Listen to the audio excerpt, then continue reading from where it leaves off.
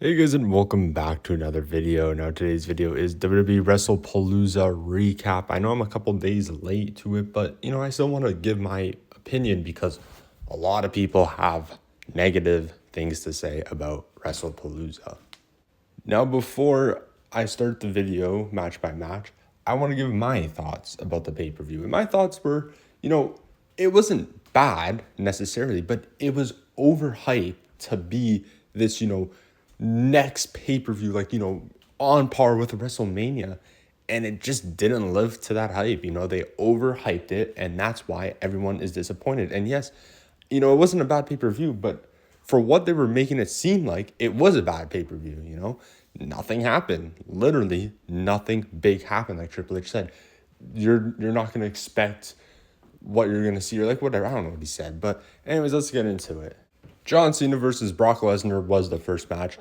Originally, well, not originally, but everyone thought this was going to be the main event, and then they moved it to being the first match of the night, and then I realized, oh yeah, AEW, their pay-per-view started at 3 o'clock, meaning their main event will end, around when this match starts, which is like 7 o'clock, which is exactly what happened. So that's why they probably started, first match on ESPN, John Cena, Brock Lesnar, you want to get that, casual audience in there. And I mean, like, the match, it's a John Cena and Brock Lesnar match, I don't know what people were expecting in this match, Like, I wasn't expecting much in this match. It's John Cena versus Brock Lesnar. Both of them are past their prime. They're like 45 and older, right? How old is Brock Lesnar? 48. John Cena's what, 46, 47? Like, I don't know what people really expected from this match. It's John Cena versus Brock Lesnar, Like, it's not going to be a 5-star main event. It's not, Cody Rhodes versus John Cena. It's Brock Lesnar versus John Cena. So this is exactly what I expected. Not probably result, like match-wise. I don't even know who I predicted. I think I predicted John Cena to win, but it was just a, callback to their SummerSlam match, which is whatever, man. Like, it's whatever. The Usos versus the Braun Brawns. Now, this match I wasn't really looking forward to. I would probably say this was the least match I was looking forward to. And the match was better than expected. It was, kind of your typical Raw match, but just a bit better. Like, that's all I could think about. There were some, like, cool spots, I guess. LA Knight was the special guest referee, so I did add some, elements to the match, I guess you could say that. But, Jey Uso did get busted pretty open. That's when I got invested in. The blood made the match better, in my opinion, I think he got busted by the chair shot, but he was dripping blood. And the Vision did end up winning, which I think was the right call. And that's what I did predict. I think they need wins. Jay and Jimmy, Jay is, kind of like acting like Roman a bit, He's letting the power get to him. And I like what they're doing there with the story. And that's all I gotta really say about this match. Io Sky versus Stephanie Vaquer. Now, this match I was looking forward to so much. It was for the vacant women's champion. Obviously, Naomi had to relinquish it. And I was looking forward to this match. Io Sky, Stephanie, they are the best in the ring. My favorites to watch, really, in wrestling. This match obviously, like, delivered on all expectations. And it was just such a, like, feel-good, happy moment for, Stephanie and her father watching ringside. I really like this match. Very good. All good things to say about this match. The mixed tag team match, Seth Rollins, Becky Lynch versus AJ Lee and CM Punk. Now, this was my match of the night. This was a very long match, but very, very, very good. So many good spots.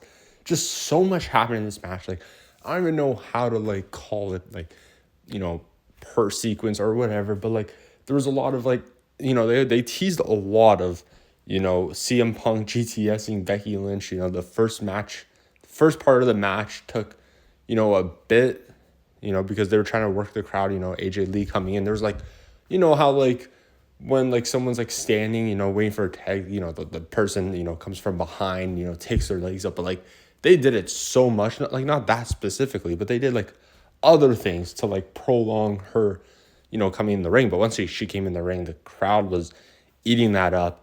She looked amazing, by the way. Like, 10 years? She looked amazing for 10 years. Like, that's crazy, I didn't even see no ring rust. She did take a pretty gnarly table spot. Like, the table She went through the table, then the table like kind of delayed, and then she just went down with the table. I'm like, ooh, like that kind of looked pretty like gnarly, but yeah, she looked amazing. This was definitely my favorite match of the night. Like, I really love this match. I would even go watch it again right now. Cody Rhodes versus Drew McIntyre for the WWE Champion was the main event, and this is what everyone is really talking about besides the John Cena match. This match was, I didn't like this match. You know, I'm going to be honest. I didn't like this. I was expecting more, not in terms of like, you know, anyone returning, just more in the ring. Like, the match felt pretty short too. This match literally just could have been on SmackDown for the main event. Like, this was literally a SmackDown main event match. It wasn't that long. It wasn't that good, really. Like, they didn't, like, it was just your typical average match. I don't know. Like, people, once this was the main event, people were, you know, high expectations. Oh my God, The Rock's going to come back, whatever. I don't know, whatever you want it to be. But, you know, then I question myself. I'm like, why not Seth Rollins, Becky Lynch, CM Punk, AJ Lee main event? Like, that match was way better. It was a better feel good story after, you know, AJ Lee, you know, winning, pinning Becky Lynch, or submitting Becky Lynch with the Black Widow.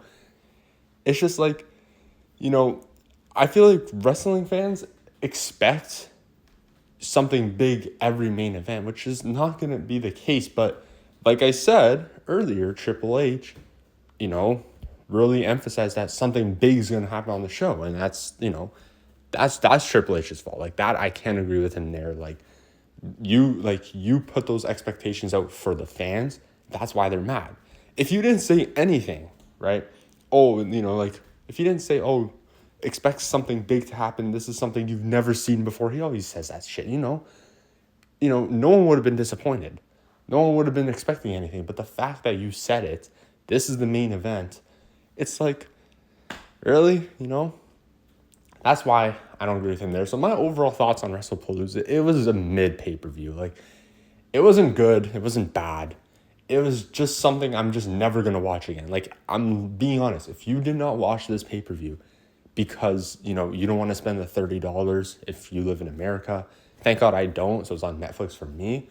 But you didn't miss anything. You literally didn't miss anything. Nothing good happened. There wasn't even, like, the matches were just mid, like, all of them except for Io, Sky, Stephanie, and the mixed tag team match. I would say, if you were to watch this, if you missed the pay-per-view and you were to watch it, I would say watch those two matches, and that's really all you need to watch.